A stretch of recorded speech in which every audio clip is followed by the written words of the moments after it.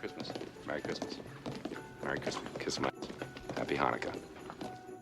For a couple of hours out of the whole year, we are the people that we always hoped we would be. When you look at that, isn't that glorious? It's indescribably beautiful. Oh, Christmas tree, oh, Christmas tree. Oh, Christmas tree, oh, Christmas tree. Oh, Christmas tree, oh, Christmas tree. Careful of the icy patch! 'Tis the season to be merry. Well, that's my name. Tush.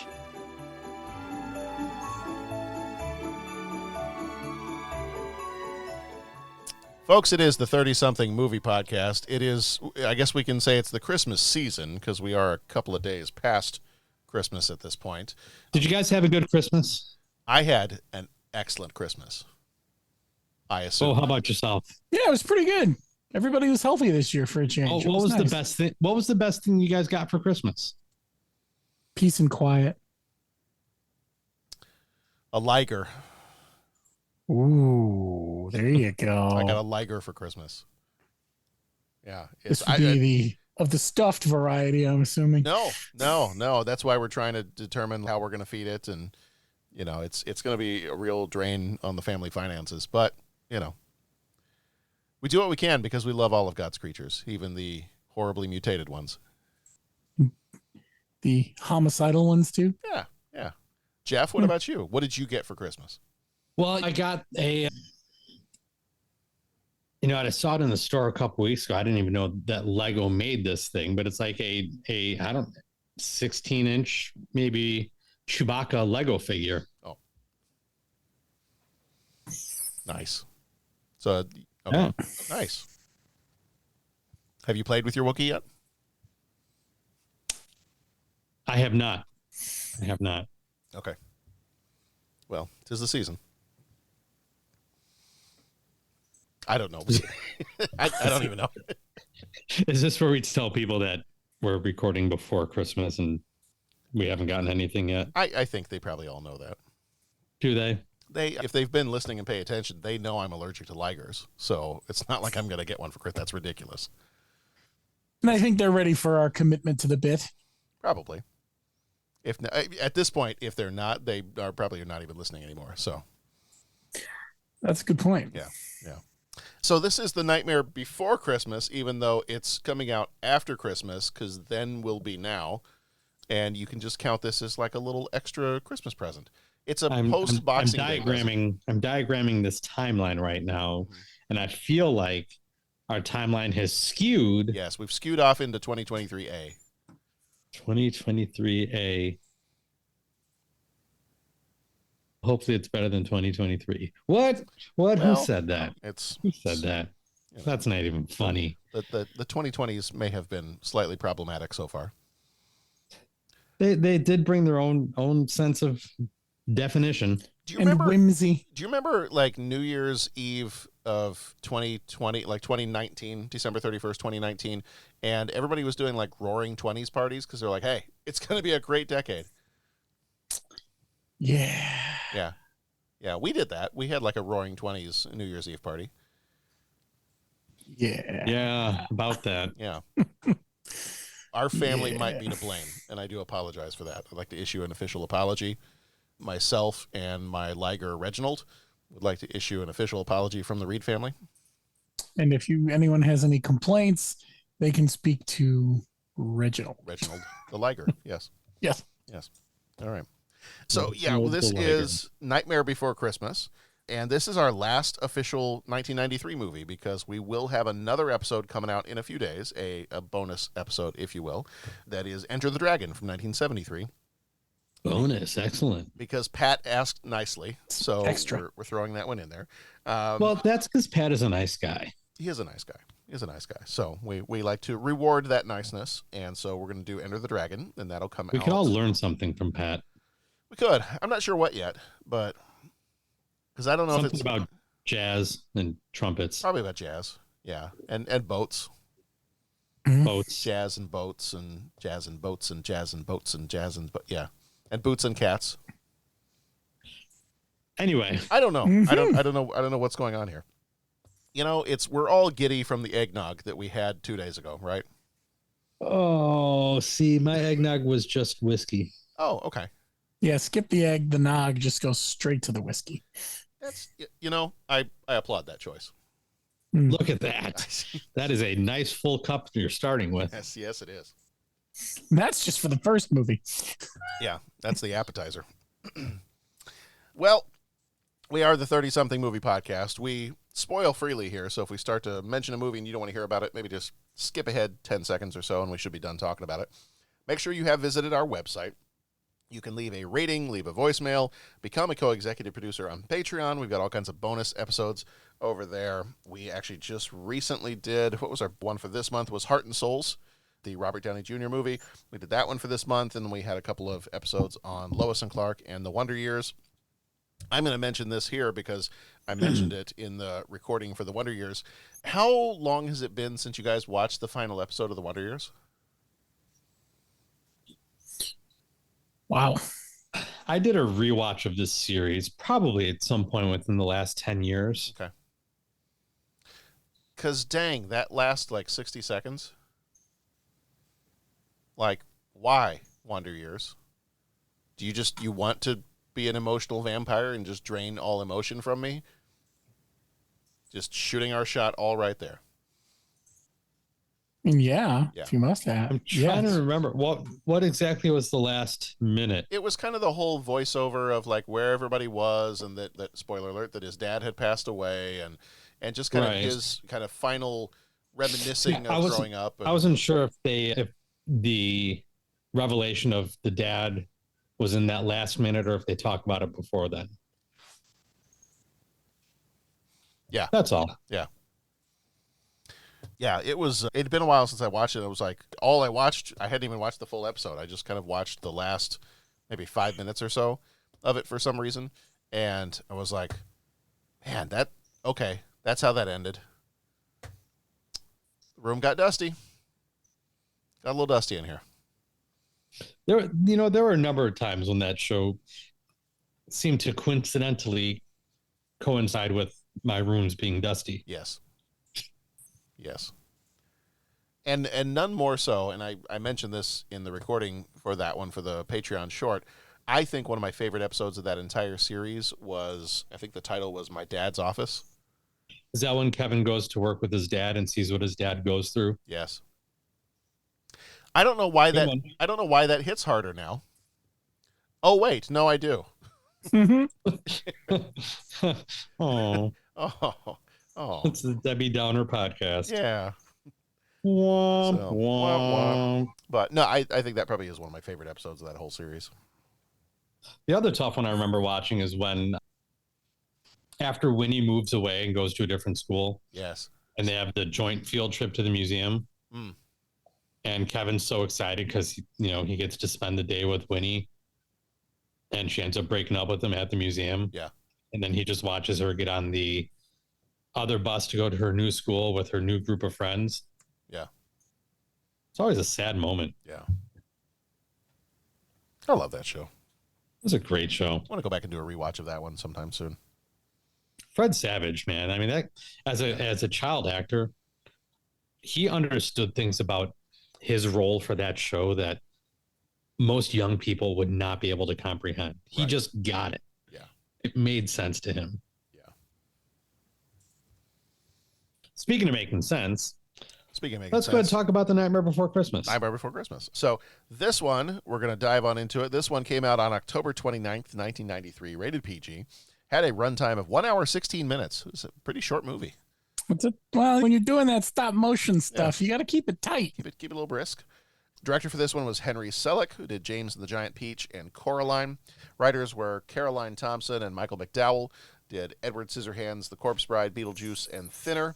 Producers were Tim Burton and Denise DeNovi. Batman Returns, Edward Scissorhands was Tim Burton. Edward Scissorhands, or actually same movies, Batman Returns, Edward Scissorhands was Denise DeNovi. Danny Elfman did Batman and Edward Scissorhands. Pete Kozachick did James and the Giant Peach and Coraline as a cinematographer. Editor was Stan Webb, who also did James and the Giant Peach and Monkey Bone. Production company was Touchstone. Budget was approximately $18 million. Box office was $91.5 million. Flickmetrics gives it an 81%. CinemaScore gives it a B+. Chris Only a B+. Sarandon. Yeah, Chris Sarandon played the voice of Jack Skellington. He was in The Princess Bride and Fright Night. Danny Elfman did the singing voice of Jack Skellington, as well as Beryl and the clown with the tearaway face. He did Forbidden Zone and was the composer for Good Will Hunting. Catherine O'Hara played Sally and Shock. She was in Beetlejuice and Home Alone. William Hickey, who died in 1997, played Dr. Finkelstein. He was in Prizzy's Honor and The Name of the Rose. Glenn Shaddix, who died in 2010, played the mayor. He was in Beetlejuice and Demolition Man. Paul Rubens was Locke. He was in Pee-wee's Big Adventure and Blow. Ken Page was Oogie Boogie. He was in Dreamgirls and All Dogs Go to Heaven. Ed Ivory was Santa Claus. He was in Trading Places and Fresh. Susan McBride was in Big Witch and WWD. That was character's name, Big Witch and WWD, and she was in Mars Attacks and Batman Returns. Debbie Durst was Corpse Kid and Corpse Mom. What's that? I'm just laughing at the mistake you made. That's fine. Corpse Kid and Corpse Mom. She was in Monkey Bone and Who's That Girl? Greg Proops was the Harlequin Demon and Devil. He was in Star Wars Episode 1, The Phantom Menace and Brother Bear. And Carrie Katz was the Man Under the Stairs, the Vampire, and Corpse Dad. He was in Total Recall and Apollo 13. A couple of trivia things that I've got here. So Tim Burton, I actually wanted to go try to find this somewhere, and I had not found it just yet, but Tim Burton was inspired to write the original poem that this was based off of after seeing a Halloween display get replaced by Christmas decorations in a store. And that kind of sparked the idea of him mixing Halloween and Christmas themes. And I believe what I read was he wrote that poem all the way back in the very early 80s, either 81 or 82. And it took about 10 years or so for this to get developed into the movie that it became. Surely there were no writing utensils way back then. Right. I mean, as far back as basically people were still knocking stones together. So have you seen the picture of the email that's going around from a college professor? He had a student email him, and along the lines of something like, I was doing research for the paper or the project, and I came across an article from the late 1900s. I don't know if that's too old of an article to use. Yeah. Can I use that as a resource, or is it too old? Yeah.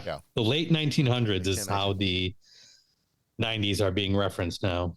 Yes. Late 1900s. Yes. Well, all of us were born in the late 1900s, so we are ancient. Yeah. Yes. Yeah.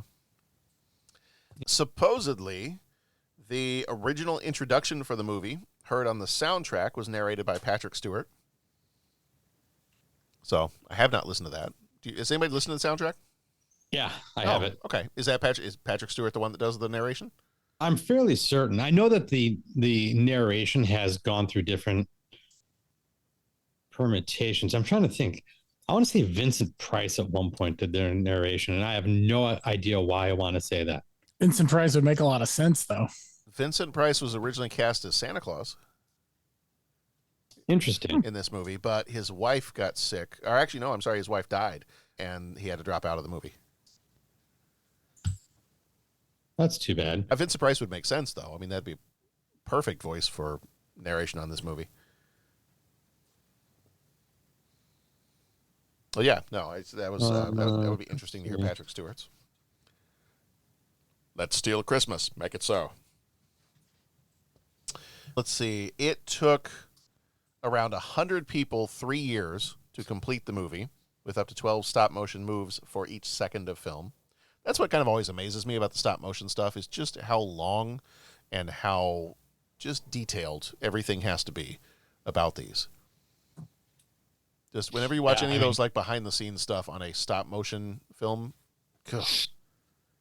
the amount of patience that one needs to have, I am not one that has that type of patience. I will tell you that. It's one of about 200 reasons why I haven't made a stop-motion full-length film.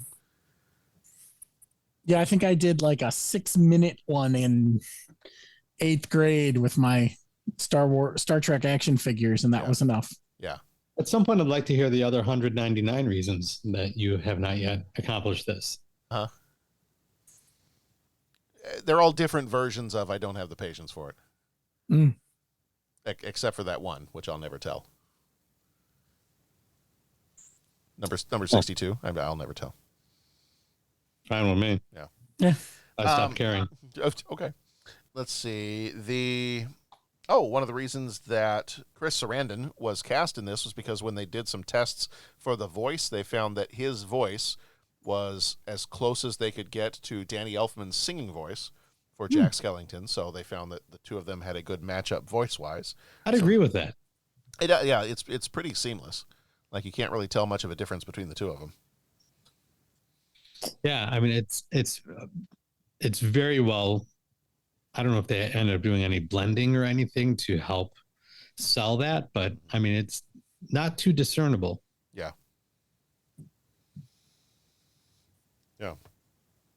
And the only other thing that I had here, unless you guys have something else, was that I guess in the original ending, it was going to be revealed that Oogie Boogie was Dr. Finkelstein in disguise. But Tim Burton I'm glad they didn't do that. Tim Burton was not a fan, so yeah, that would have been a little weird. It seems unnecessary. Mm-hmm. All right. In a world where holidays collide, Jack Skellington, the Pumpkin King, stumbles upon Christmastown. Enchanted, he plots to bring Yuletide cheer to Halloweentown with the help of Sally, his stitched-together admirer, the mischievous trio Lock, Shock, and Barrel, and Oogie Boogie, the sinister boogeyman. Can Jack save Christmas from his spooky spin?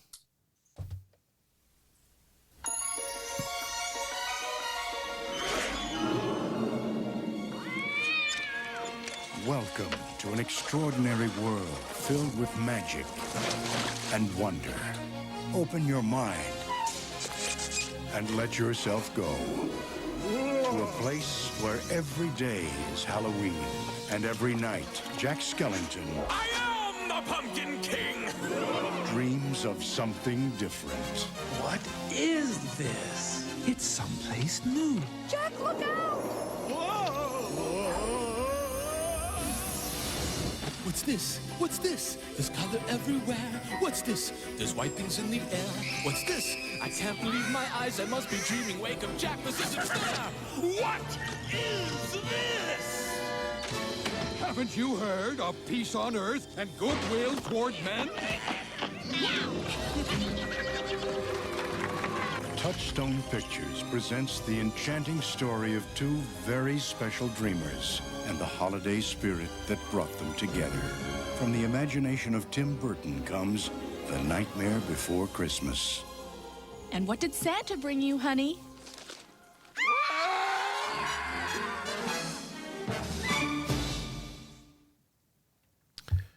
All right, 10 major moments to kind of give you a quick overview of the plot of this one. Number 1, Jack Skellington, the Pumpkin King of Halloweentown, is bored with the same old Halloween routine and longs for something new.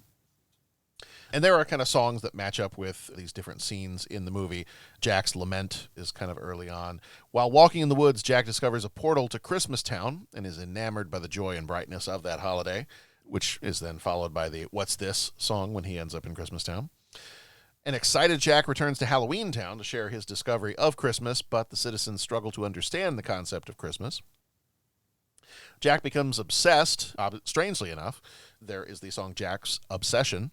He becomes obsessed with his understanding of Christmas. He conducts some experiments, but kind of fails to grasp the true meaning of the holiday.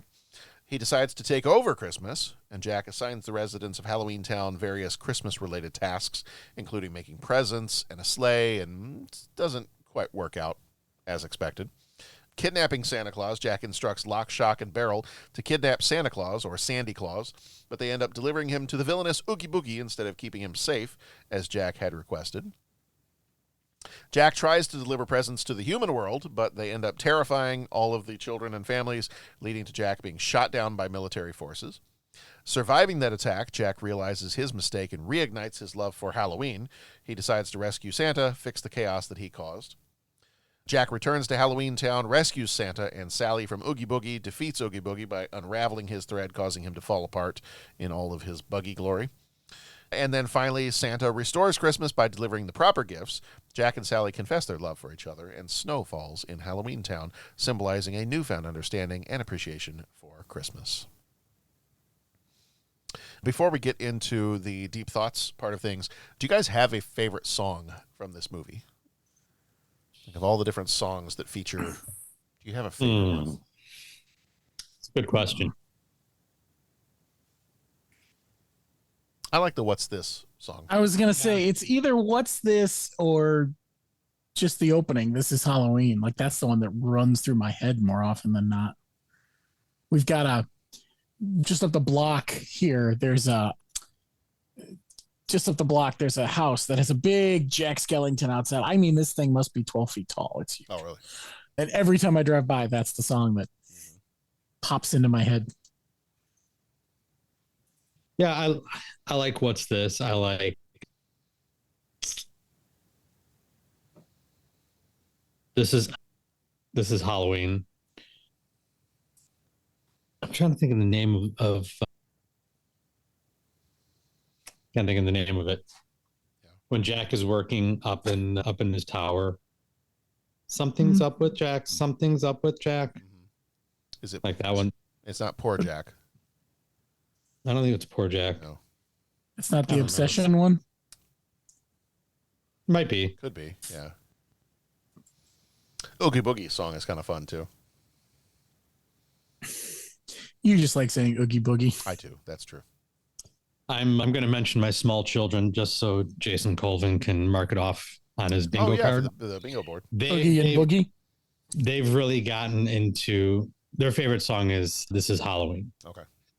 And at the end of the song, the characters in the movie put their arms up in the air and wave them back and forth as they sing la, la, la, la, la, la. So my kids started doing that anytime we watched the movie. And my middle son, Mikey, as soon as the song starts, his hands go up in the air. And he holds them up in the air for the 3.5 minutes until that part of the song comes on, and then he starts waving his hands back and forth and He's sings just along. waving his hands in the air like he just doesn't care. He's not. He's just holding them straight up. Oh, until they start. That's even better. Until they start waving their arms back and forth in the movie, he just holds his arms straight up. In fact, when I took him to see this in the theater a couple weeks ago, as soon as the movie started, he had his hands up in the air and he just sat in the movie theater with his arms straight up until that part of the song came on. Well, he was ready for the roller coaster. Absolutely. I also have this soundtrack. It's called Nightmare Revisited. Yeah. In which it's a collection of covers of all the songs. This Is Halloween is sung by Marilyn Manson. Oh, wow. Oh, it is outstanding. The whole album is great. Yeah. But That's Marilyn gotta be very Manson cool. doing This Is Halloween is just awesome. Oh, what's it called again? Nightmare Revisited. All right. I have to go check that out. Yeah, if you're a fan of the music of this movie and you're not too stuck on the fact that it can't be any other way, like it is a fun listen. Yeah. Very nice. All right. Let's go into some of our deeper thoughts here. And now, Deep Thoughts. I have an opinion on this matter. Don't mince words, Bones. What do you really think? I like it a lot. Wow. It's very deep. Thank you. So I'm going to make the assumption so far, based on what we've mentioned, that we all like this movie. Would that be a pretty safe assumption? Yeah, I think it's a pretty safe bet. Okay, all right. Do you remember the first time you saw it? I did not see it when it came out. Okay. In fact, I knew of it, but I was not really into this movie at all until when I was in college. A girl I was dating at the time was really into the movie. So that's kind of what got me to pay closer attention to the movie. And then I appreciated it because that's also when I started to really get into just paying attention to movies in general. So I started to appreciate it for what it was in terms of a full-length stop motion movie that was just so incredibly well done. Music was great. Story was really interesting, really intriguing. Brought up a lot of interesting questions to consider about the holidays and the commercialism of such holidays. So yeah, wasn't really until, let's say, 6 or 7 years after the movie came out that I really started to notice this movie. Yeah. We saw it in the theater. We saw it in the theater when it came out. I don't remember. I remember really enjoying it because I always enjoyed kind of the Tim Burton aesthetic. So I remember really enjoying it. I would say this is probably. This might be one of the last. No, I take that back. There'd be some other ones. I would say this is probably one of the last times that I went to go see a stop motion animation movie in the theater. Unless I was seeking something out later. I feel like later movies that came around, I was like, that's for kids. But I have to take that back because I realized that Chicken Run came out in 2000, and I absolutely know for a fact we went and saw that in the theater. Did you not go see Coraline in the theater? I did not see Coraline in the theater. No. Okay. I saw it twice in the same day in the theater. Oh, really? Yeah. Yeah. No, we had read the book. That was on one of our trips back and forth from college back home. Sharon was she was taking a class on children's literature for librarians. And she had a bunch of children's books that she had to read, and we were way behind. So she was driving and I was reading, and we read the entire book of Coraline, I think, on that drive. So we'd read the book, but actually I don't know that I've ever seen the movie.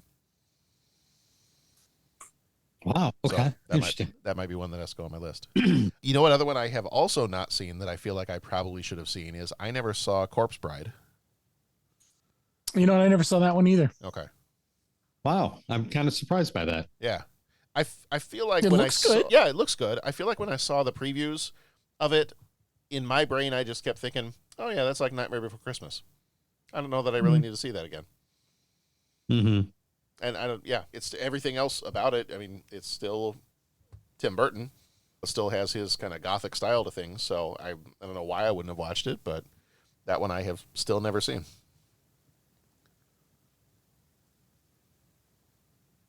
Let me ask you this question then, because we've kind of agreed that we enjoy this movie. In terms of the stop motion style, is that one that you find yourself being drawn to, or would you only really watch a stop motion movie if you're like, oh yeah, I know that director? You're like, it's a Tim Burton one. I love Nightmare Before Christmas. I'll watch a Tim Burton stop motion. Or do you find that stop motion animation is something that you're drawn to no matter what? I think for me, it's more Tim Burton. I don't think stop motion draws me to it. But that being said, all the ones we've mentioned I've seen except Corpse Bride. So maybe I am and I just don't acknowledge it. Yeah. I don't know if I'd say I'm drawn to stop motion. I don't have anything against stop motion, but I don't think if I see a new or a trailer for a new stop motion movie, I don't think it's stop motion. I have to go see it. I think there's other things that I would find that would have to compel me more to want to go see it, other than the fact that it's a stop motion movie. I have a lot of respect for stop motion movies. Yeah. And those that make them, because my God, as we mentioned, the amount of patience that it must take to put together stop motion movies, a level of patience I will never, ever achieve in my life. But yeah, I don't think it's one that I'm, or a form of movie that I feel the need to go see just because it's stop motion. Yeah.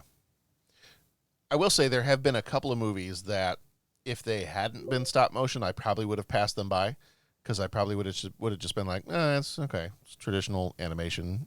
And I don't know the story. I don't know the characters. I don't know any of the properties that this is dealing with. So, all right. But the fact that it was stop motion, there was at least one movie I can recall that if you guys haven't seen this, I would highly recommend. I did find it's actually on Tubi right now, so you can watch it for free. Have either of you guys seen Kubo and the Two Strings? Heard of it. I don't know if I ever got around to seeing it. Okay. I really, really enjoyed that one. That one was a good one. Yeah, it was kind of it was an American movie, but there was a lot of, it's kind of set in feudal Japan, and it's got a lot of kind of Japanese folklore about it. Came out in 2016. 16, yeah. If you need any more convincing, Charlize Theron is one of the voices. Ralph Fiennes is one of the voices. George Takei and Matthew McConaughey. Oh my. Oh my. You've got the oh my right next to the all right, all right, all right. It's a explosive combination. Huh? You said it's on Tubi? It is on Tubi, yeah. All right, I'll have to check that out. Yeah, so you can catch it for free on there. But yeah, I really enjoyed that one. Well, it's on the Roku channel as well. Oh yeah. For those of you that have Roku. Yes. So you have some options. So I will ask you this, Jeff, because actually my kids have not seen this movie yet. I did not watch this one with them recently, and only because everybody had different things going on, whether it was basketball games or work or whatever. So I only had time to just watch it myself. You took your kids to go see this in the theater. Do you feel like, given that some of this can come across as a little spooky because it is mixing the Halloween with the Christmas, do you feel like there's an age at which it would be too scary for little kids? Did any of your boys react to any of the spookier parts? They didn't, but we'd also watched it at home numerous times and have had a chance to talk through a lot of the spooky stuff while being at home. Okay. So I guess going into it, I knew that there was that element of the movie that I was prepared to deal with while we watched it at home. And I mean, we didn't watch it at home just because we were going to go see it in the theater. Yeah. That just sort of happened to be a coincidence for us. But I mean, my 4-year-old is fine with it. You know, I think as long as I mean, as long as you have the conversation, you prep a kid a little bit. Just let them know there's going to be some stuff that might be spooky, but you know, it's all pretend. It's not. It's just a story. Yeah, I don't think there's. The other thing to consider is how old should they be before they start to understand what's happening. Right, you got to find that balance too. Like, am I going to show it to my 3-year-old and expect when Mikey was 3? I didn't show it to him. It was on, but he didn't pay much attention to it. Yeah. I didn't try to get him to pay attention to it other than listening to some of the songs because he's not going to get the movie. And I don't know how much he got at 4, but he got a lot more out of it at 4 than he ever would have at 3. Yeah. My 5.5-year-old is telling me he's breaking down the plot for me as we're watching it. So he's definitely he's definitely understanding what's going on. Well, because he's a podcaster. He is. Yeah. He also, he wants you guys to come back over so he can podcast again. Oh, okay. Good deal. So he told me that tonight. Oh, okay. When I told him I had to set up for the podcast. He wanted to know if everyone was coming over or if it was just going to be a computer one. Oh, okay. All right. We'll have to come over again soon. Or you can get him his own little podcasting setup for Christmas. Oh, there we go. Or you he would love that. You could have already gotten him his own podcasting setup for Christmas. How did he enjoy the Rodecaster Pro that you got him for Christmas? It went over gangbusters. Oh, awesome. That's great. I'm glad you were able to find it on sale too. I don't know. I found it was the last one on the shelf. Wow, that's great. And I had to beat somebody up to get it. That's great. I heard that guy died. That's what the holidays are all about. Like you shoved a trident in his chest. That was kind of awkward. You might want to lay low for a bit. That's no fun. I stabbed a guy in the heart. Yeah. That and Dorothy Mantooth is a saint. I don't care what you guys say. So you mentioned earlier kind of one of the themes of this movie is addressing some of the commercialization of Christmas. I mean, some of the other themes are a sense of belonging and purpose and things like that. When you watch this movie, and it sounds like most of us have watched this. I watched it as a kid, but we've also watched this again as adults. What theme of the movie kind of comes across most to you? Like when you've watched it this time, let's say most recently for the podcast, what is the theme that kind of comes across most predominantly to you? What's it about? Probably recognizing and appreciating your gifts / strengths. Speaking of gift, ladies and gentlemen, Patrick Cantigallo is joining us. The gift that always keeps giving. He's muted.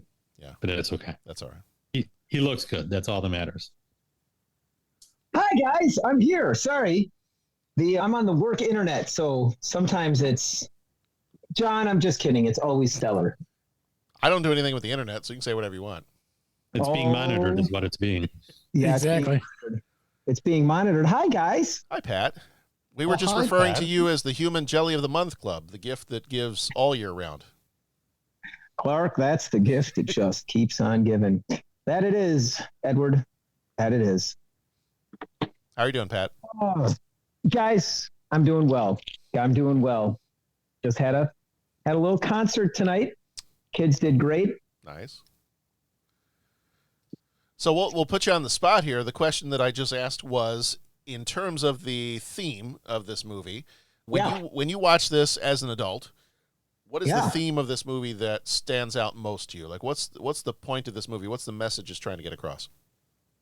Oh, that's a good question. You know, it's funny. We're talking Nightmare Before Christmas, by the way. Right. I didn't see this movie as a kid, so I've only seen this as an adult. That's a really good question. And here's the thing. I always forget, like the handful times I've seen it, I always forget that Jack, right? Yeah. Jack Skellington? Yeah. Mm-hmm. I always forget that he's kind of like he's a little devious, right? And then I'm kind of like, well, why am I surprised and all that? I don't know. Is it kind of the whole bloom where you're planted? You know, don't be jealous of what's grass is always greener kind of thing. Don't go chasing waterfalls. Don't go chasing waterfalls. Because at first I thought, and I always get, it's kind of a bait and switch. I always get like, this is what it's going to be. He's going to explore Christmas Town and he's going to explore, but then it ends up he kidnaps Santa. So it's got like a little bit of kind of Tonker, and I'm going to bring this back to Halloweentown or whatever it is. But I think that's the message is just, do I have that right? I don't know. That's okay. You're putting me on the spot. That's what I'm saying. What's the correct answer? What's the deal? Well, Bo has the correct answer. Oh boy. Oh, what's the answer? Wow. Okay.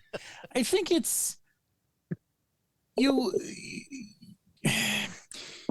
a theme of growth. Like you try all these things and then you figure out what you want out of life and then how to be happy and content with it. He tries some stuff. He's like, oh, maybe I want to be Santa Claus. Maybe I don't want to be Santa Claus. That doesn't work for me. You know, that sort of thing. So it's the exploration and then sort of finding your path. That was the most insanely idiotic thing we've ever heard. At no point in your incoherent, rambling response were you even anything close to a rational thought. May God have mercy on your soul. So are you saying it's like allegorical for college? Yes. Yeah, I think I did. Yeah. Nightmare Before Christmas is an allegory for college. He experimented, and it didn't go the way he expected. Did I use allegorical correctly, English teachers? I believe you did. Okay. But I'm not the English teacher, so. Well, then I'll go with your answer. We'll let it slide. Yeah. Cool. You know, that's a really good point because honestly, yeah, because he did kidnap Santa, but he wasn't trying to do Santa harm. He just wanted to take over. And then he told the guys to protect him. Those guys are idiots. Yeah, exactly. So maybe that's a theme. If you want something done right, do it yourself. Well, there's a theme. There's a theme. There's a theme. And I'm just going to say, speaking of themes, I love that this is a musical. Wait, Jeff, this is a musical, right?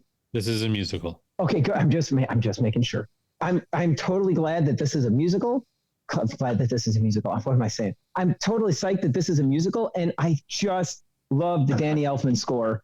And I just love picking up the hints of, oh, that's what he used in Batman. And oh, that's one of his go-to chord progressions. And wow, this, that it just, I really like Danny Elfman's music. So that was a wonderful treat in this.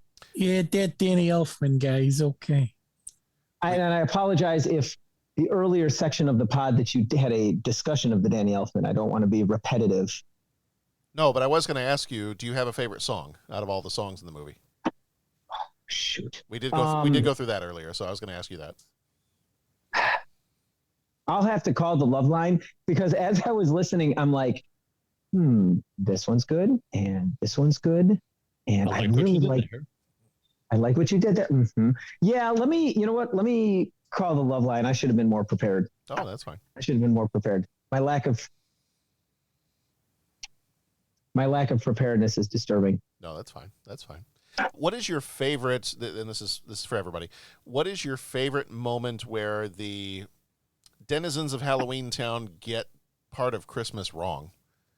Like, what to you is the funniest or most intriguing moment where they get something very wrong?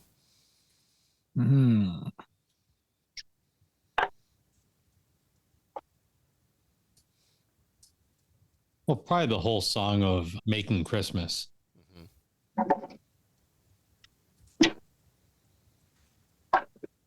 Yeah, that's a good one. Like you see them attempting to do what Jack has asked them to do, but they're still trying to Halloween it too much. Yeah.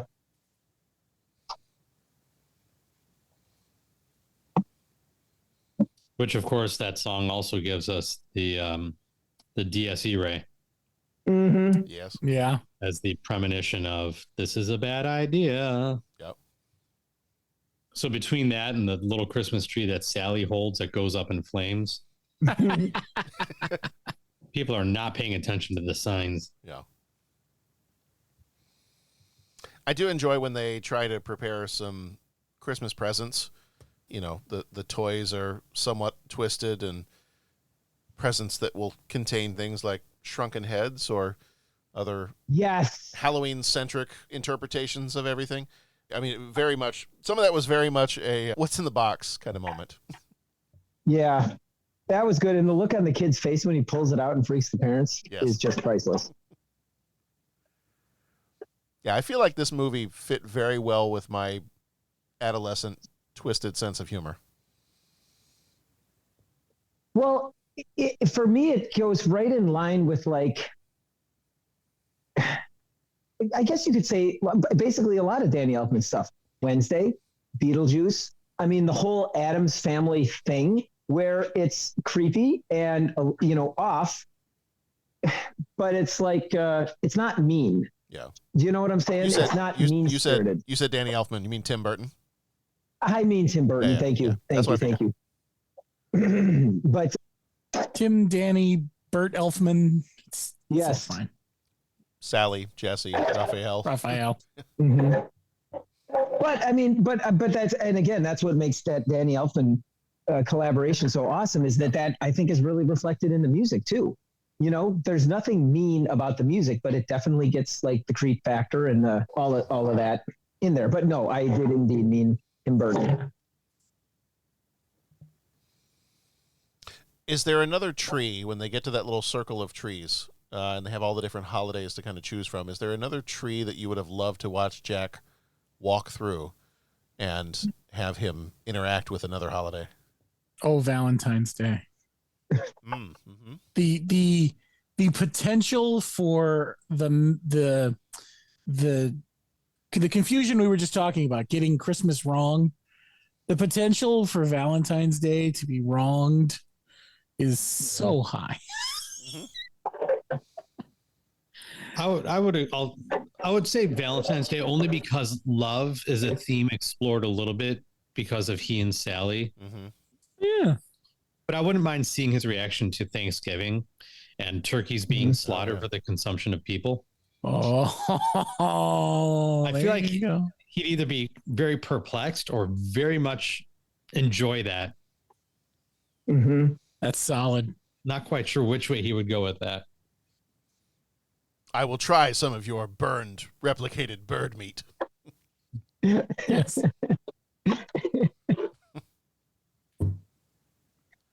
Good call. Yeah. Good call. Yeah. Yeah, I think Valentine's would be a good one. I think that would be a good one. I'm trying to think of others like St. Patrick's Day, Jack getting drunk. Oh, that's true. That'd be a good one. Jack trying to, well, depending on what kind of leprechaun you have, Jack and the leprechaun could be best buds. That's true. If it's, Leprechaun from the Leprechaun, the movie. Yeah, those two will have some fun. Yeah. Well, there's a crossover I didn't know I needed until right now. Yeah, I gotta be really honest with you. Chris Sarandon, Warwick Davis crossover movie. Yeah, let's do it. I gotta be really honest with you. I would just love to see the take on the different holidays. Do you know what I'm saying? Mm-hmm. Like, I would love to see like a full-on Tim Burton Christmas movie, like the way they displayed Santa Claus, and it just the whole thing of the movie. It was just very cool, and I just would love to see what his take would be on each one of those holidays. Yeah. Okay, now the image you've got stuck in my head is that Jack walked into St. Patrick's Day town, and every time he says, "What's this? What's this?" he's taking a shot. So by the end of the song, it's more like a, "What's this? What's it? What's this? What's this?" You want to know what? I'll tell you what this is. I'll tell you. I'm sorry. I'm trying to tell you what this is. So we've got this guy. His name's Oogie Boogie. Okay, you guys are gonna love Oogie Boogie. He's full of bugs. All right. He's the Oogie Boogiest. Yeah. Okay, that's the movie I want to see now. But you don't have the patience for stop motion. Well, for that I might. Hey man, he's the Oogie Boogiest. A supply of patience and scotch, I might. So I have a question for you guys. Go for it. Does anybody else? This is I think my one bump with the storyline of the movie is I feel like the Jack and Sally thing at the end was almost kind of out of nowhere from Jack's perspective, right? Like, that Sally has a thing for Jack all throughout the movie. From just the jump. Like, just the way that she responds when Jack comes to Dr. Finkelstein's, or just anytime they mention Jack, she has the doe eyes. She gives him food and drink while he's secluded himself up in his workshop. Like, she's got a thing for him.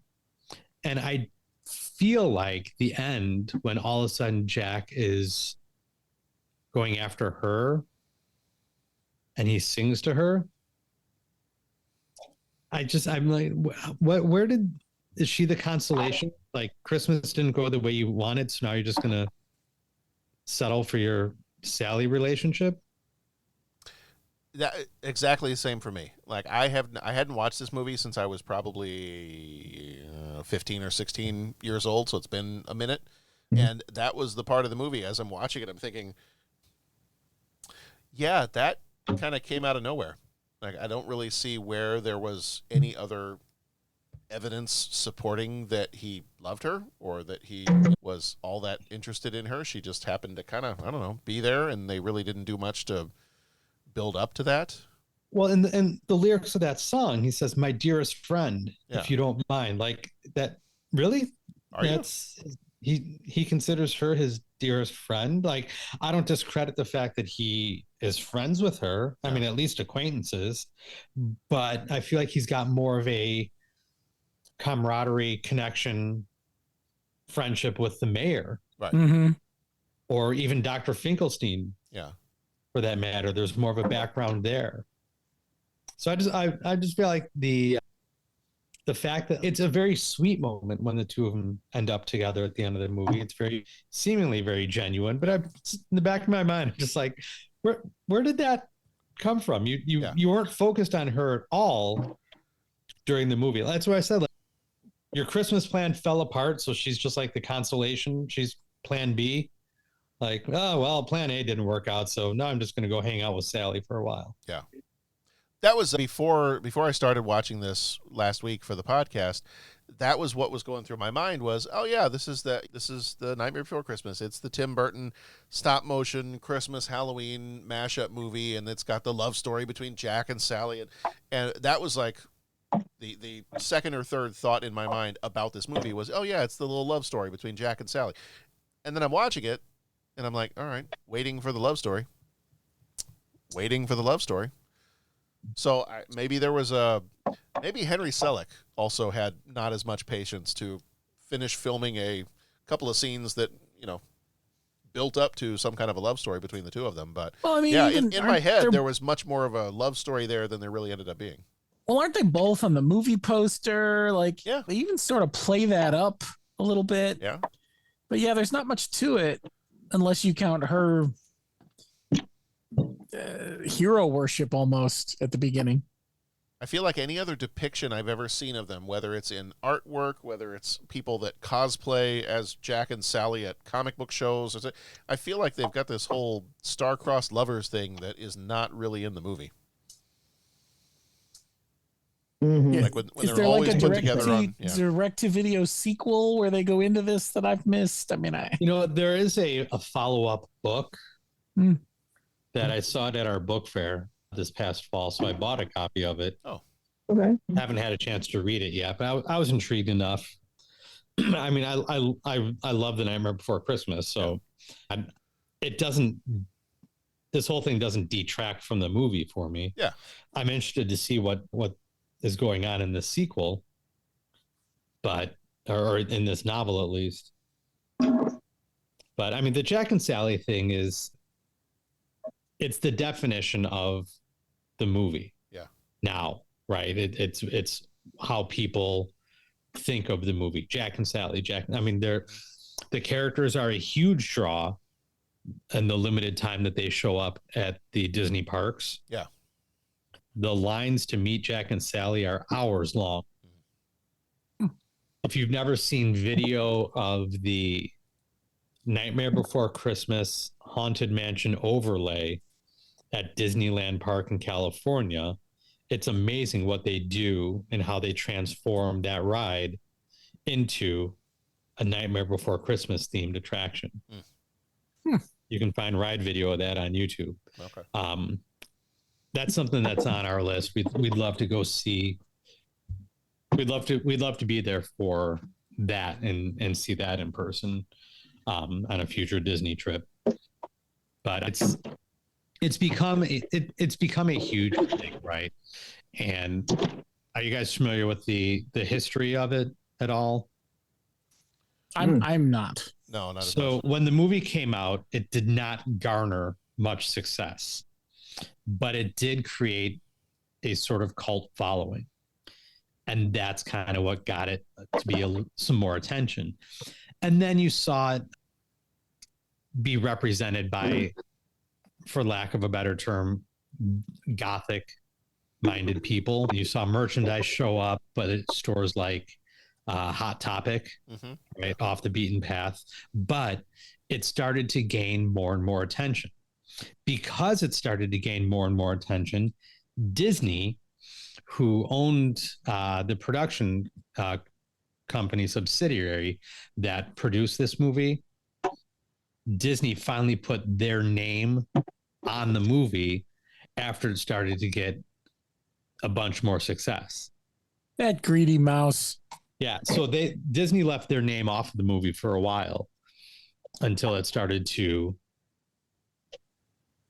just make them more money. And then they're like, oh yeah, by the way, this was ours. We own this. This is ours. We own the properties. And that's what has led to things like the Haunted Mansion Nightmare Before Christmas overlay. And, there's, I guess, just this holiday season, there's a Nightmare Before Christmas stage show, which features like I would say it's like a 9-foot Jack Skellington puppet. Oh, wow. Which the brief video clips that I've seen, it looks amazing. I'm going to, at some point, sit down and watch the whole thing. But Disney's definitely capitalizing on this thing now, as they have been for quite a while. Again, once it started to get its backing and its fandom grew. So it's no longer just the goth thing that it started out as in terms of fandom. But because of that, it's been able to stick around and become a more notable part of holiday seasons. Yeah, well, that's cool. That's really cool. Well, is there anything, before we go to our 3 questions, is there anything else we want to say about Nightmare Before Christmas? Love the mayor with the Two-Face thing going on. Oh, yeah. Yeah, I mean, talk about commentary. Yeah, right? Like, he was always one of my favorite characters. Just that sense of humor works for me. Well, and he's also got that one line, I'm just an elected official. I can't make decisions by myself. I love it every time. I mean, there's a lot of that going on in this movie. Yeah. A lot of social commentary, political commentary. Yeah. It's a great movie. It's a fun movie. It is. And I like that it offers each viewer to interpret it in their own way. Like there's really no one set way to absolutely interpret this movie. You can think of it and draw out your own conclusions from it because it doesn't really tell you what you need to know. It's offering ideas that allow you to play around with it and wrestle the idea. What is this connection between Halloween and Christmas? Are the lines being that blurred at this point? Have we blurred the lines between Halloween and Christmas? That's where Thanksgiving comes in. Thanksgiving's pissed because we go right from Halloween to Christmas. Right? That's always my argument. Thanksgiving needs to get its due. Yeah, I mean, I would assume that, like you mentioned, that's kind of where Tim Burton started with the poem, was seeing how quickly that changeover went from Halloween to Christmas in the stores and how much that hasn't changed. Right. I mean, really, it's quite the opposite, right? It's almost gotten worse. Right. I think so. Christmas decorations are going up at Costco for sale like end of September, like October 15th. They already have Christmas trees for sale mid-fall. Yeah. Like, what does it mean? I don't know. Mm-hmm. What does it mean? What does it mean, man? It means Rewenge. Thank you. All right. It's time for 3 questions. Okay. He asks each traveler 5 questions. 3 questions. 3 questions. It's impossible to answer. Impossible because you don't know the answer. Nobody could answer that question. I want to ask you a bunch of questions. I want to have them answered immediately. What you just said is one of the most insanely idiotic things I have ever heard. At no point in your rambling, incoherent response were you even close to anything that could be considered a rational thought. Everyone in this room is now dumber for having listened to it. I award you no points, and may God have mercy on your soul. All right. I need a soundboard for my classroom just so I can play that clip. Okay. As we've been You think analyzing, they get it though? As we've been analyzing A Christmas Carol, yeah, and the kids are like trying to offer their responses of some of the deeper meanings behind some of it. I just want to be like, oh, where's the button? Wrong. I bet you That's could. the other one, the clip from West Wing. No, you're wrong. So just sit there and you're wrong. This will be wrong. You get used to it. Yeah. Yep. You could make. I bet you could make your own little soundboard on your. All you need is a playlist on your computer, and then just click on the audio that you need when the moment rises. And it's kind of like the Notes app that I used to keep a link to all the YouTube videos that were my comment for everything. Mm-hmm, and it was just a running list of probably about 30 or 40 different YouTube videos that at any point in time, if I wanted to make some kind of movie or TV show related comment on a situation, I'd click on that link, and that's exactly what I needed. So I feel like I here's, need some professional development to put this together. I can help you with that. Here's my question. How do you get it so when you send one, it doesn't have the little video, this is what you're going to on YouTube. Like, is there a way to send it where it's just the link, like on a message? Like if you're trying to, you know what I'm saying? Because sometimes it like gives it away and then people don't click on it and all that kind of stuff. Oh, you guys know what I'm asking? Am I making any sense here? To try to trick people into going to something? Well, as much sense as you ever make, Pat. Let's not. Well, that's good. Keeping it. So let's say I want to send the ghost. I love this plan, and I'm happy to be a part of it. You know, like that whole thing. Let's say you're trying to rickroll us. Is that what you're trying to do? Sure. Well, So, like, is there a way to send a quote or an internet or a YouTube thing? Is there a way to send that, but keep it on the DL so that you don't see the little picture pop up? Yes, Yeah. there is. So what you do is you take a pen and a Post-it note and you write the YouTube link on the Post-it note and you snap a picture of that and you text it to somebody. Oh, so that's the way. Yeah, that's the way. All right. Yeah, this is the way. All right, man. Well, keep that in mind. I don't think there is a way to. No, in this hyper-connected world of thumbnails and previews and short attention spans, everyone wants the thumbnail so they don't have to click the link. Yeah. Sorry. Yep. No, get off my lawn. I know. I hear you. Yeah, Pat, you're about 12 years too late. I know. But it's okay. We still appreciate you. We only do what we can do. Yeah.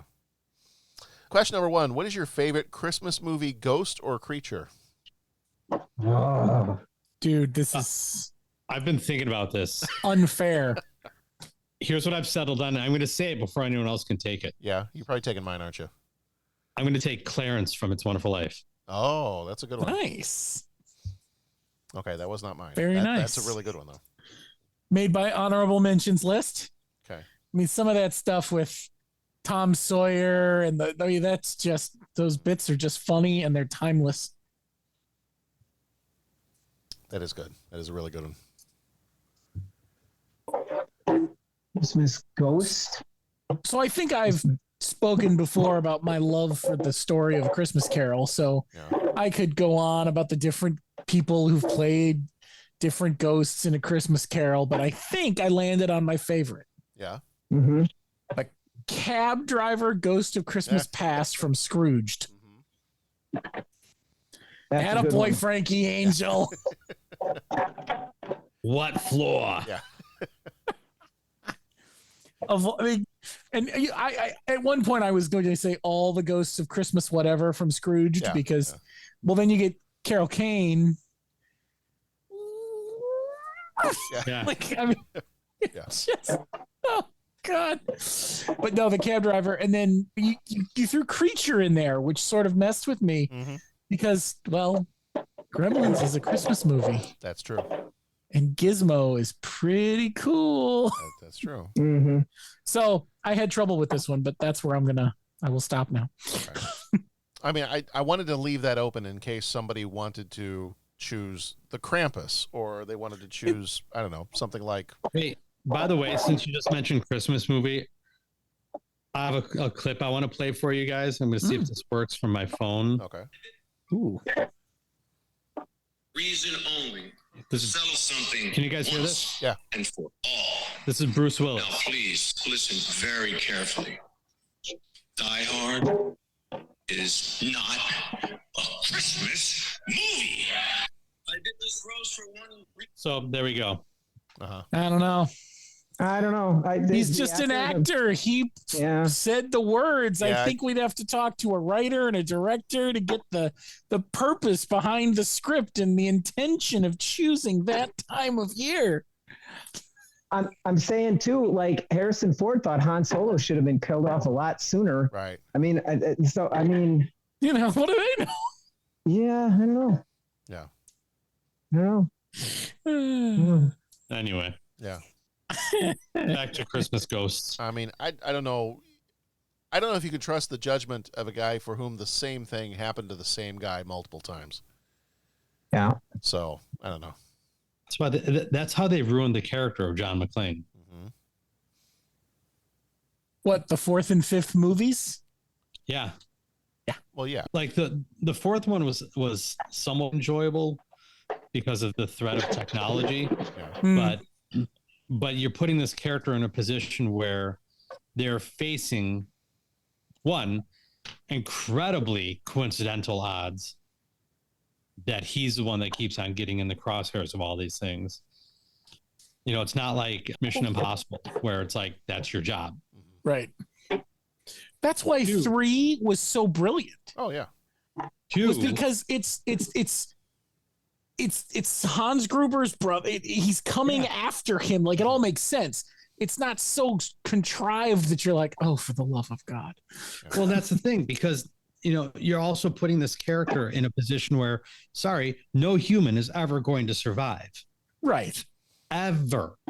Yeah. Especially the fifth one when he has to go to Chernobyl. Oh yeah, I forgot about that with the helicopter. Like you've now taken this character and you've made him invulnerable to all mortal danger. Die Hard 5, the one where he kills God. So, you know, what does God need with a yippee-ki-yay? I don't know. Anyway. Die Hard 4, the one with the whales. Night Before Christmas. Favorite ghost. Okay. Right. Yeah. Pat.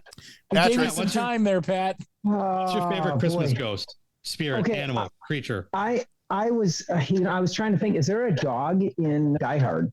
I'm not sure. I don't think there's any pet or any of that kind of stuff. I mean, some of those party goers. Wasn't there a church mouse in Scrooge? Yeah. Sure, yeah. So here's where I'm going to go. Can't you just staple the antlers on? Yeah. Yeah.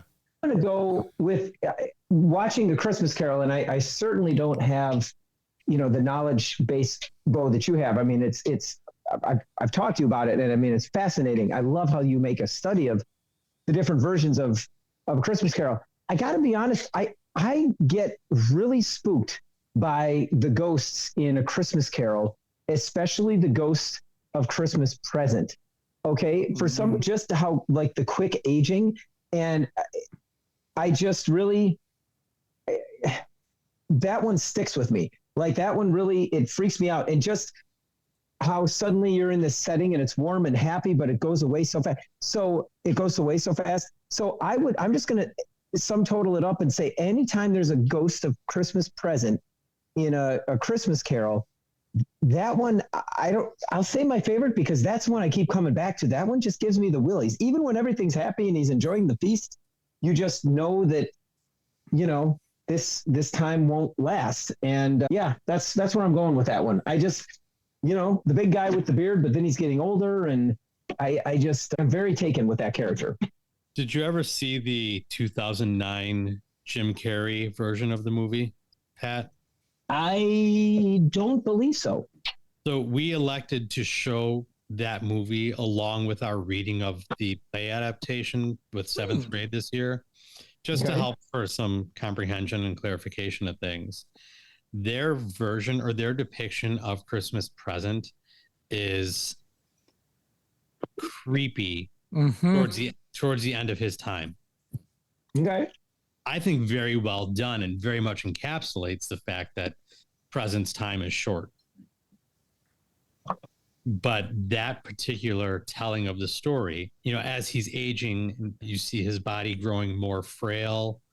And then as the clock chimes, with every chime of the hour, he lets out like this painful moan, like it hurts him every time the clock chimes. It's causing him physical pain, and he's clutching his chest and falls to the floor. And then eventually, spoiler for anyone, spoiler, eventually he turns to a skeleton, but he's still laying on the ground laughing as a skeleton. Like, it's creepy as can be, but it's really well done. Well, and that whole version of that movie takes a whole different look at a lot of things. The fact that it's all Jim Carrey in many ways. Yeah, I mean, it's an interesting choice. Yeah, but it's very faithful, I think, to the original novella. Oh yeah, which is one of the things I really like about it is they went back to Zemeckis went back to the original original story and tried to adapt what he could out of the original story and kind of bring it back to its origins. Oh, cool. So I would recommend watching it, Pat. I think the whole thing, most of it is really good. There are parts I'm like, I don't know what this is all about. What do you think of that style of uncanny valley animation that turns a lot of people off? I think it was done well with that movie. I do too. I love it. I watch it every year, but I know several people, even in my own family, that do not like that style and can't do it. With Polar Express, I don't think they had it figured out quite right. Yeah, I agree. I feel like they were close with Polar Express, but I feel like the technology. What year did Polar Express come out? The technology seemed to be a little more. 2004. Yeah, so what? 5 years. Technology advanced enough where they could get the facial features animated in a way that were just so much more detailed, I think. Yeah, that's some of the biggest jumps in animation in general. We've seen facial features, and the other one was always water. Mm-hmm. Yeah. Water always looked weird. But yeah, I would recommend the Jim Carrey version. I think, like I said, it just does a great job of sticking to the original novella. Very cool. Very cool. I'll have to check that one out. And Ignorance and Want are creepy. Yeah.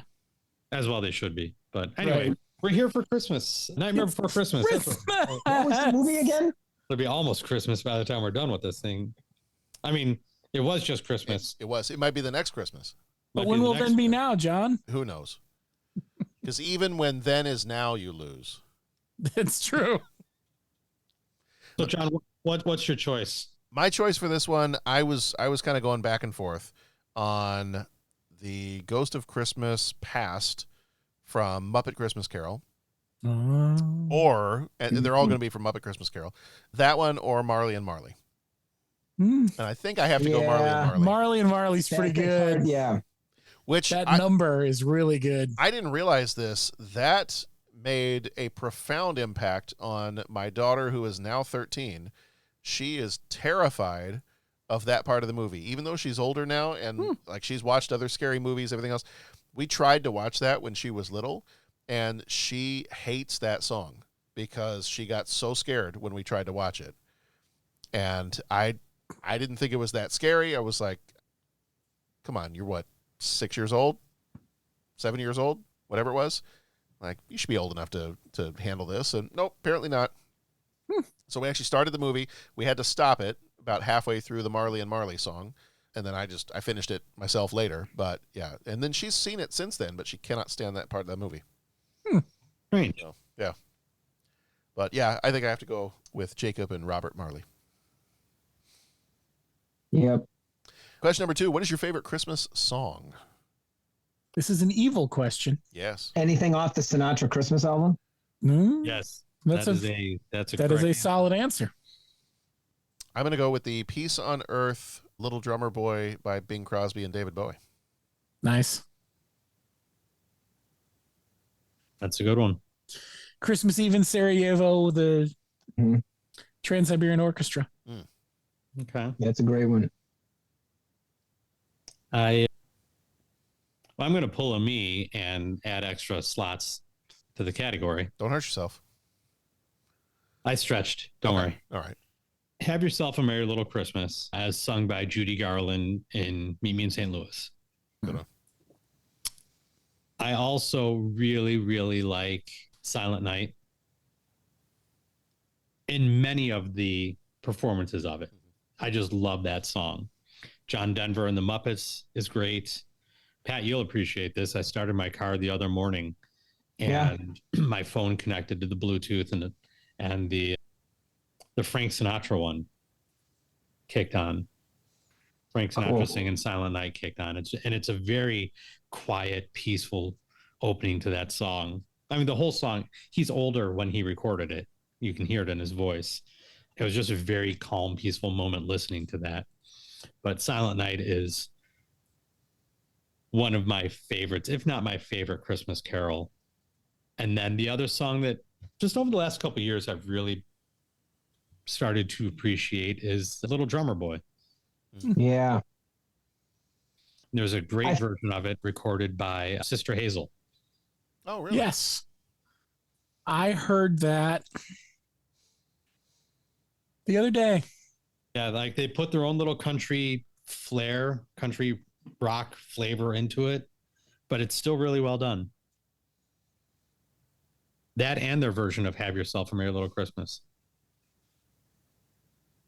I mean, I love all Christmas music, but yeah, those three tunes, Have Yourself, Silent Night, and Little Drummer Boy. Yeah, Little Drummer Boy is pretty amazing. And I'll be honest, what really kind of kicked it up is when they use it in The West Wing. Oh yeah. You remember? You guys all know the episode. Yep. But I mean, when they use that,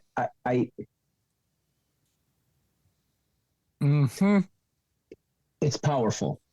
Yes. And the way that it shows honor to and Excelsis Deo. Yep. I thought that was the name of it, but I had to look. Yeah. It's that really, anytime I hear that song, that really elevated that. That was in so the much. first season. I mean, yeah. Toby, we can't just give everyone a military funeral just because. Yeah, but we should. That's some of the best. Yes, but we should. And I mean the way that what was his name that played Toby? Richard Schiff. Yeah. Richard Schiff. Thank you. The way he delivers it. I mean, and okay, so let's cue the next 4 hours to talk about how awesome The West Wing was. Man. But the way the delivery of that line was just amazing. So yeah, I love The Little Drummer Boy. I really love The First Noel. I like singing it. I love hearing Sinatra sing it. It's amazing. Like I said, everything off that album, but The First Noel, the Harry Connick, When My Heart Finds Christmas. I'm sure he has a bunch of albums, but like that New Orleans kind of, I love, who doesn't love New Orleans music, right? But I must have been old Santa Claus, Santa Claus, Santa Claus. It must have been old. Yeah. I mean, that's just, with a little boogie woogie thing going on. Oh, I love that. And then for the outside choice, I'm going to throw in Eric. It's the Whitaker, the Luke's Arumakwe. Oh, yeah. And I didn't even know that it was like a Christmas tune. And John, I know you are well familiar with Eric Whitaker's work because, hey, we want to do the virtual choir like they did. And then little did we know. Many hours. And then little did we know that was going to be how band, orchestra, and choir people survived during remote thing. But no, seriously, that Whitaker, Luke's Arumakwe, I just can't stop listening to that song. And I didn't even know that it was like associated with Christmas until I read about it, but I greatly enjoy that one as well. So bit of a side question for Pat on this one. Oh no. Is there one you like to play? Or in your case, maybe have your groups play. Maybe that's the better question these days. Yeah. So I'll tell you, I love playing Noel, because on a trumpet, you can really lay in da da da da da da da, da da da. I'm singing it too high. Sorry about that. I should have started in a lower octave, but that part of the first Noel, and there's a clip, the Maynard Ferguson band did that back in the 60s, and it was called Christmas for the Moderns, or it kind of had a different title, but it was a medley of Christmas tunes. And he plays that up on an altissimo trumpet line, and he plays that lick from the first Noel. And I just think that feels good to lock into that one. It's always fun to play. Hark the Herald Angels Sing is a fun one to play. Go Tell It on the Mountain is fun. I'm a simple person. I like playing melodies with the trumpet, and I like just anything you can just really kind of lay it out there on, and I like doing those. So, who does a great Go Tell It on the Mountain and actually has a really great Christmas album? Garth Brooks. Oh, nice. It's just got a swing it, not quite the New Orleans beat you were talking about earlier, but it's got a swinging beat to it. He does a good Home for the Holiday. It's just a really great album. That's awesome. The other version of Little Drummer Boy that I really like comes from season 3 of the Dick Van Dyke Show. They have an episode, and I think it's episode 12 of season 3. and it's the TV show that the main character works for, the Alan Brady show. They do a Christmas special, and the little boy that played Dick Van Dyke's, Mary Tyler Moore's son, character name is Richie Petrie. The actor's name is Larry Matthews, and he does a little solo version of the little drummer boy, and it's so sweet and so sincere, and I absolutely love it. I have seen a lot of that show. I do not recall that. I'm gonna have to try to track that down. I love that show. That is one. I do too. It's so good. I just don't remember that episode. Top 5 favorite TV sitcoms, at least, if not TV shows. I used to watch it when it was on, when I was on Nick at Night. It was all the time. They're all free on Tubi right now. Nice. So I'm doing another. I don't know how many times I've done a rewatch of that show. But anywho. And final question number 3. What is your favorite Christmas food or treat? Yes. Yes. I mean, this is just, with this group, that is just not. I know. I apologize. It's not right. I do have a quick question for you, because this is a contentious question in our house. Lord. For Christmas lunch or dinner, however you do it, what is the, and I say this knowing that there are non-meat eaters in the room, what is the what is the protein of choice? What's the protein of choice in your Christmas meal? Meat. Red meat. Okay. Tenderloin for us usually. Okay. Although I hear there's discussion this year. I'm not part of the discussion, but it's happening around me. But I'm a big, just give me a big old tenderloin. And okay. Yeah. Depends on where we go. One family will usually do a tenderloin. The other family will usually do a ham. Okay. Either way, it's delicious. Mm-hmm. Okay. But not as delicious as a portobello mushroom. Am I right, Pat? Nothing is delicious as a portobello mushroom. Monica Bellucci in The Matrix Revolutions. How does that relate to your Christmas dinner, Pat? What's happening now? I'm sorry. Are we still recording, guys? Hang on a second. I'm sorry. Hang on. I dozed. Dreamweaver. I believe you can get me through the night. That's extraordinary. What would you like to do next? Let me answer that. So, nothing is as delicious as a portobello mushroom, in my opinion. I'll tell you this. Every Christmas day, we would Wait, go do you think with you could sidestep the fact you just brought up Monica Bellucci while we were talking about eating Christmas meals? Hey, you know what I'm saying? When my heart finds Christmas. What I'm saying here, okay, is that we would go for my dad's side of the family, the Italian side of the family, on Christmas Day. And my great aunt, using the same way that my great grandmother taught her, would hand make all the ravioli and tortellaccis and all that for months leading up to it. And we would eat. It was basically just an ethnic Italian experience, full immersion with the family, and just amazing times and memories. What I'm saying, man, is like the thing that triggers Christmas is like any kind of like ravioli or tortellacci or amazing. So that's what I think of. Whatever goes in it, sometimes it's cheese and mushroom or meat, whatever you choose to fill in there. But boy, my gosh, that's like the go-to. That hits the spot with the Christmas deal. Okay. For Pat. Yeah, because the debate apparently is, we know several people that do turkey as their Christmas protein, but in our family there's a strong desire for it to be ham, and I'm totally fine with that. A good Christmas ham is always fun. So we always do the turkey for Thanksgiving and the ham for Christmas, and a little honey baked, a little spiral, Yeah. Well, turkey is what Scrooge sent over to the Cratchit's house. That's what I was saying. Like I think turkey is maybe a more traditionally British Christmas meal, but to which my daughter replied, "Well, since when have they ever been right?" Wow. Dang. Wow. Holy cow. Yeah. Has your daughter been hanging out with the Irish lately? Is that what's going on there? Apparently. Like, man, she just set the sun on the British Empire. That was harsh. The harp without the crown and the harp without the green harp flag hanging out there. Wow, there we go. Yeah, it was. Yeah. It's really funny that you mentioned that because, like, I don't remember ever having turkey or ham or any of that. Like, I'm sure there were meats out with the family, but yeah, it's all I remember is just like ridiculous amounts of like pastas and all that kind of stuff. Huh. Okay. Well, growing up, we were not an Italian family, so we didn't do the pasta thing. But that's your loss. I know.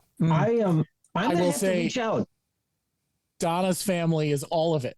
There's a tenderloin, there's turkey, and there's homemade tortellacci in a soup and in sauce, baked. I mean, it's everywhere. So basically, you have the John Madden tender turlacci.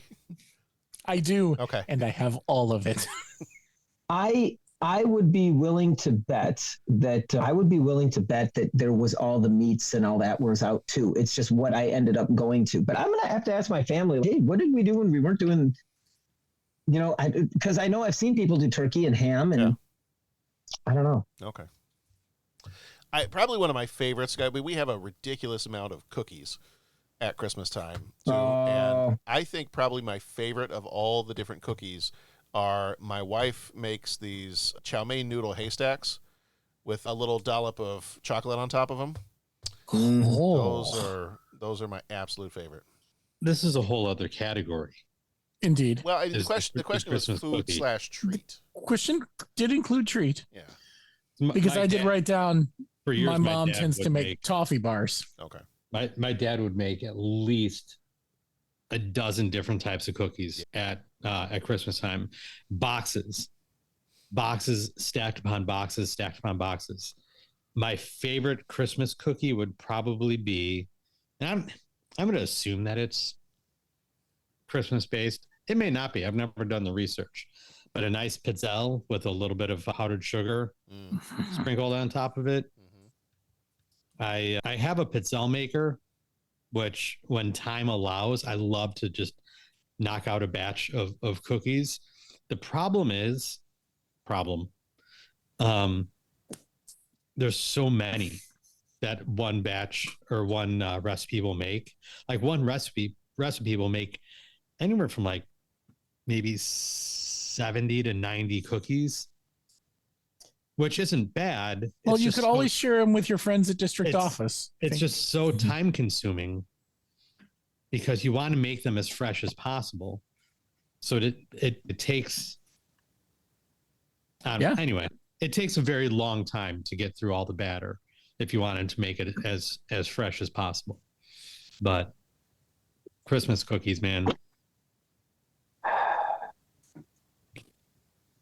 Katie's getting ready to go to her in a couple weeks, her annual cousin cookie baking day.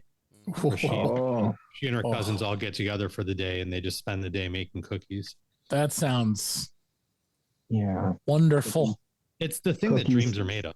Yeah. In fact, I think it's this coming Sunday. I think we should show up.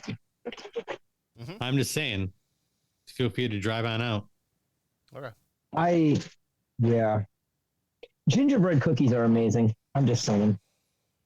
Gingerbread cookies are absolutely amazing. Yes. Chocolate crinkles are good. Yeah.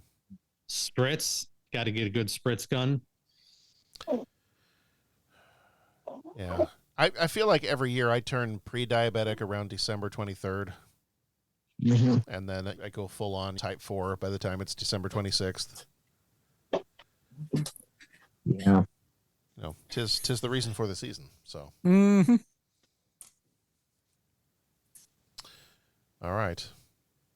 Now I'm just hungry. I'm gonna go make a stop motion movie about cookies. Yeah, because that won't make you hungry. Yeah, right. then I have patience for it. It's a stop motion movie about cookies and scotch. Then we'll have some patience for it. Okay. All right. Just remember, you can only eat one crumb of a cookie in each frame, or it won't look right. No. Oh, rum balls. Oh, yeah. I had a friend of mine one year. She made a whole bunch of rum balls, and she just tried to guesstimate how much rum she should put in. And I'm going to go with too many. The answer ended up being too much rum.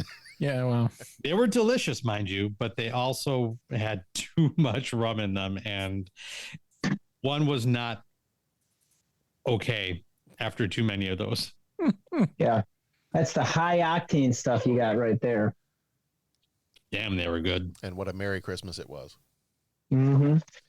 Well, that's going to do it for this episode. This has been the wrap-up of for the most part, of our Good Eatin' month. We have a very special episode that's coming in just a few days where we're going to cover 1973's Enter the Dragon, but this is our last official 1993 movie. So after this episode and after Enter the Dragon, it will be the new year, and we'll be marching right on into 1994. So if you're Happy joining New Year, us, everyone. Yeah, Happy New Year. So thank you for joining us this year. As you head on to 1994 with us, our January theme is Law and Order, and our Patreon episode is Seven Samurai from 1954. Patreon short is Stephen King's The Stand from 1994. And then our regular episodes are Naked Gun 33 1/3, Beverly Hills Cop 3, The Getaway, The Chase, and Wyatt Earp. So that's what we got coming up in January. Impressive array. Impressive array. It's going to be a lot of fun. Jeff, Bo, Pat, thank you for being here. Thank you, John. Thank you, John. Thanks, guys. This was fun. Happy holidays to all of our listeners, and a happy new year to all of our listeners. Thanks for coming back again and again and again. Absolutely. All right, everybody, be excellent to each other. Have a wonderful, wonderful new year. We'll see you back here next time.